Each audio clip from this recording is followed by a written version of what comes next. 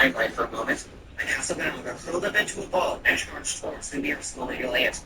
Its cute, yet imposing voice echoed within the spacious cavern, making all the soldier ants that heard it scramble away in fear.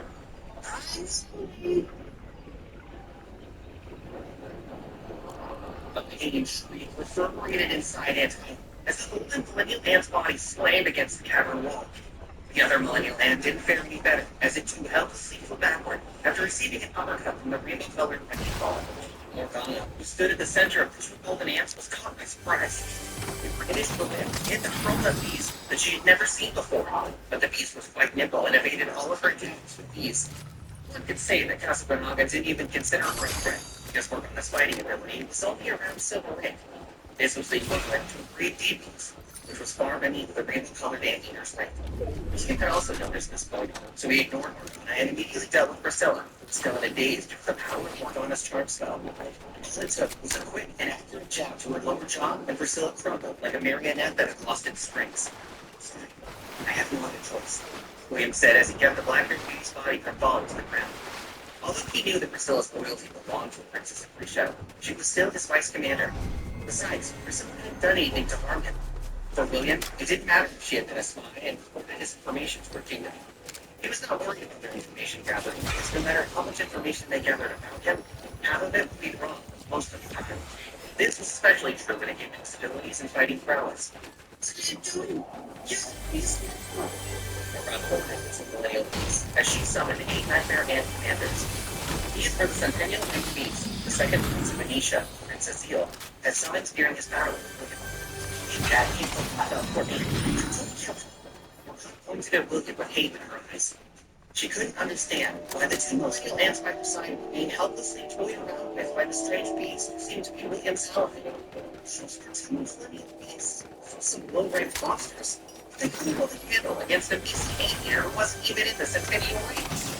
God, it's difficult. She refused to accept it. These guys can't, William muttered.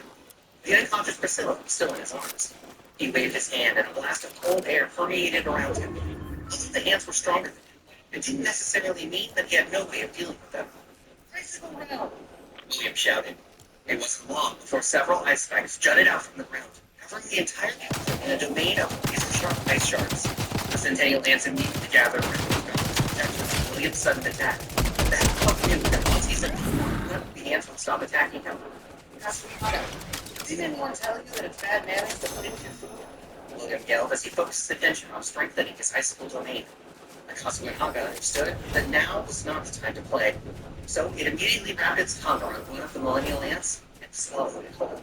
Morgana's face turned pale when she saw the ant-eater had eaten the millennial beast with ease, as if it was eating candy. Impossible. Morgana was in a state of denial. This is impossible. This couldn't be. As if to prove that what she was seeing was real, the ant-eater grabbed the other millennial ant by his tongue before it could burrow into the ground to escape. The golden ant shrieked its unwillingness and fear as its entire body was swallowed whole by the rainbow-colored ant-eater who was only 1.5 feet tall. The Centennial ants that were protecting Sedona shuddered when the ant-eater's gaze fell upon them. Their instincts were telling them that no matter how much they resisted, their fate was sealed the moment the Casablanca appeared in front of them. "Do you still want to continue?" William inquired. "My friend here has a very short temper. If you would know that, I'll swallow you whole." Casablanca glared at William, but it also understood that the boy was just bluffing. As someone who had protected humanity during the era of the gods, the ant-eater wouldn't attack humans, unless it was for self-defense.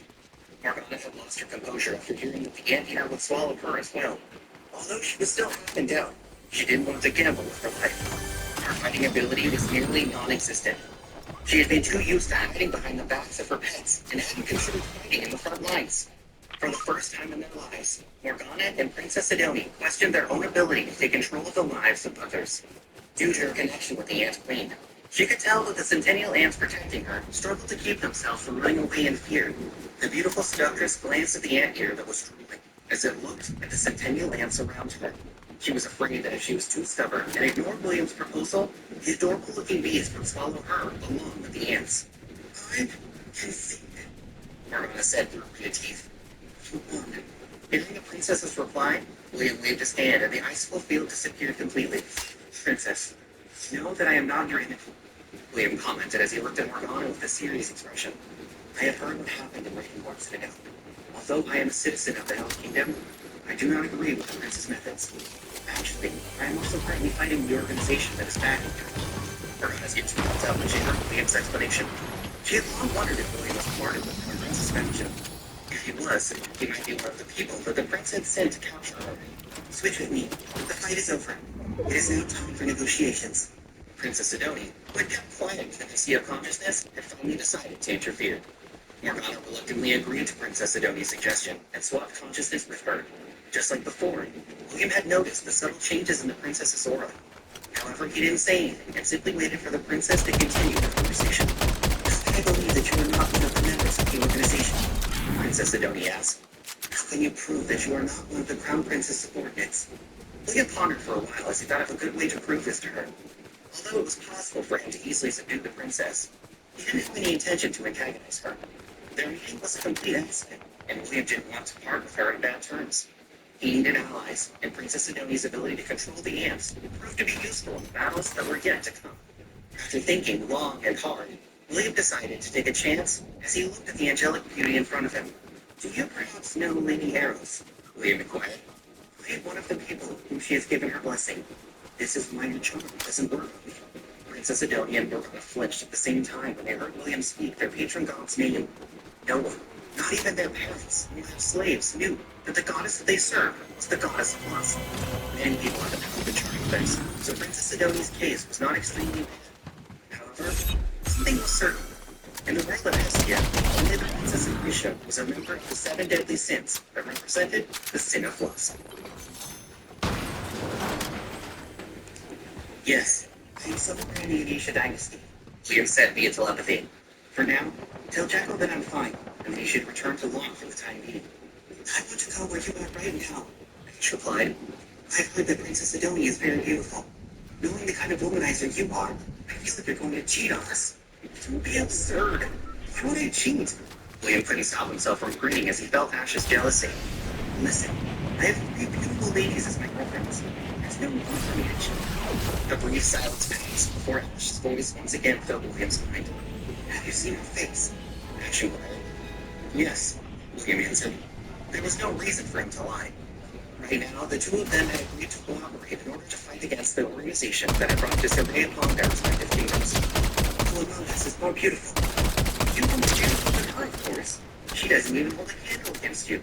William had been personally trained by the goddess, and part of her training sessions included the proper way to answer a girl's inquiry, especially when it came to questions that were asked due to jealousy. You answered my question too quickly, Ash argued. I knew it. I couldn't trust you to stay right beside me. You stay over there with Dave. William massaged his temple with his hand. Lady Alice had also told him that girls could be unreasonable at times and advised him to just wing it when that happened. Ash, listen very carefully. William's expression became very serious as he tried to pacify his mermaid lover, who was miles away from him. The princess is a very powerful charm spell, and only I can resist it. I can't let you come to my side. You need to tell us or cooperate. I don't trust her completely. Ash's voice responded in William's head. Are you sure you'll be able to resist her charms? Of course. Have more faith in your boyfriend. I'll come back to London as soon as I can. For now, stay there and don't contact us again. Now that the undying lands have disappeared, Connor will surely raise a ruckus. We don't want him to know that we were the ones who formed his plans. The conversation went on for another half an hour or so before William ended the long-distance communication with his jealous mermaid lover. That means of communication had only become possible because Ash had given William half of her spirit core. This ability was further boosted when she was also registered as William's first familia member. The two were able to communicate with each other as long as they were within the southern continent. William sighed as he looked at one of the most restricted places in the Anisha dynasty, the cavern where the myriad Ant Queen resided. The Ant Queen was currently at the corner of the cavern with her back against the wall. Not far from her was Casabanada, who was drooling so heavily that William had no choice but to pay extra attention to it. He was afraid that the rainbow-colored Ant-Eater would forget about their agreed-upon cooperation and eat the myriad Ant Queen. It certainly had a desire to recover its former strength. Can I eat a leg? Casabanada inquired. Just one leg will do. No. William shot him down in a heartbeat. You already ate 2 millennial plants. You still haven't even fully digested them, and you're already asking for more. It's hard to focus when the main course is right in front of you. Squirrel replied as its tongue playfully extended like a snake. This is pure torture for someone like me. William sighed again and politely asked Casabanaga to return to the thousand-piece domain. He was beginning to feel the Ant Queen was getting stressed. Princess Sidoni looked back at him vigilantly. The Ant Queen was her beast companion. At most, a person can only have one beast companion at a time. Princess Sidoni was dependent on the Ant Queen to protect her from her pursuers. She couldn't allow William's gluttonous anteater to be her main pillar of support. Okay, time to share our information. Before that, I'd like to ask the Ant Queen a question. William said as he took out the onyx medallion that he acquired after defeating Princess Eel back in the Cantor Palace. Tell me, how does this thing work? William inquired. If you lie to me, I'll let Casablanca lick you. The Ant Queen shuddered. The mere thought of having the bane of her existence lick her. The onyx medallion in your hand is the relic that I gave to the royal family of the Nation Dynasty. The Ant Queen answered. Through it, you'll be able to summon my children. But there is a limit as well. You can only summon one moment, 1,000 centennial lands, and 1,000 soldier lands that are between Lake D and C. Can I use this as well? William asked. Always I allow it. William raised an eyebrow. Will you allow it? Yes. The Ant Queen reluctantly replied. If not for the fact that she was afraid that the anteater would appear out of nowhere to keep her, she would have already crushed William to a pulp. The onyx medallion in William's hand glowed as the Ant Queen used her authority to grant William permission to use it. With this, we'll have my own ant army as well, William thought. We were currently at war with the organization.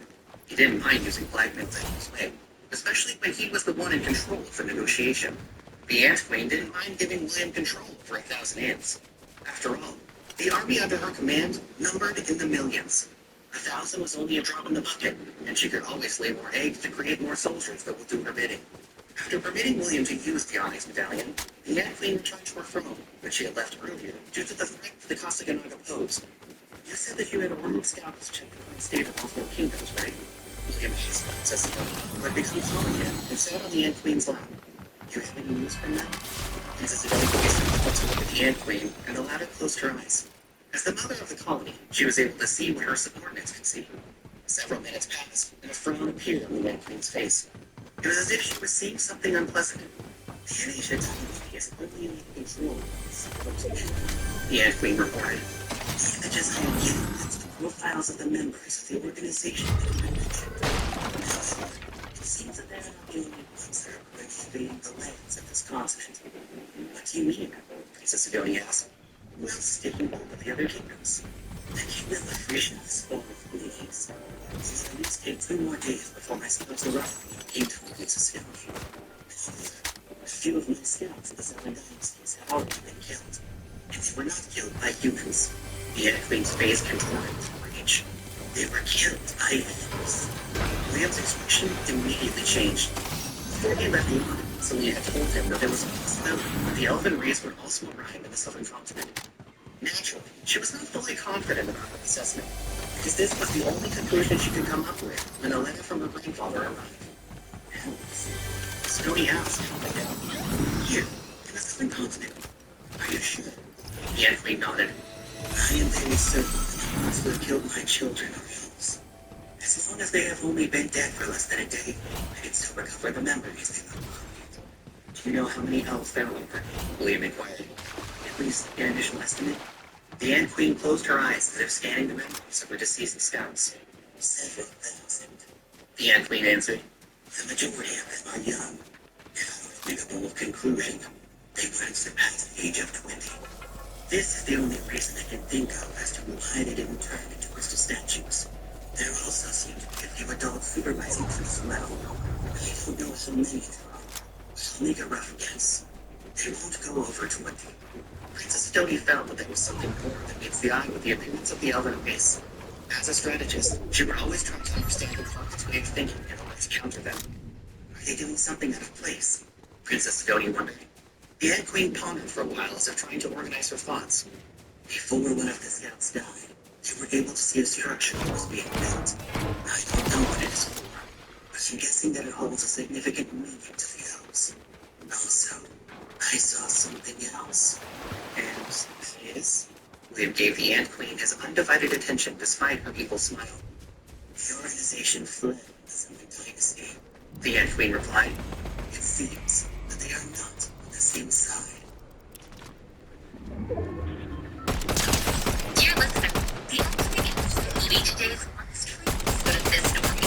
Come back tomorrow to enjoy free episodes or get points now to continue listening. William looked up at the gray sky that was covered with thick clouds. Ever since the continent was still leaf, the light of the sun had been entirely absent. Too bad. I can't increase the level of my sunlight complex. William thought as he closed his eyes. He remembered the smug expression of the arrogant god Blue, who had made things difficult for him back at the Temple of the Gods.